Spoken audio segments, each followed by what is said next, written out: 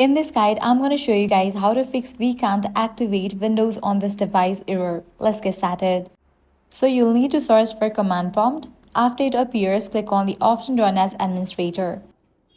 Now you'll need to type in this command prompt slmgr space slash skms space km8.msguides.com.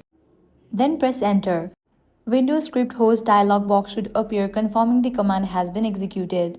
Close the command prompt window and check if Windows is now activated. If it is not still working, move on to the next method.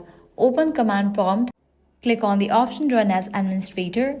This time enter the following command slmgr space slash ato and press enter.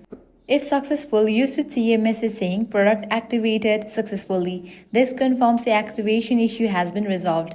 That's it. Try these methods and let me know in the comments if they worked for you. So that's a wrap for this video. If this guide helped you out, do not forget to like, share and subscribe.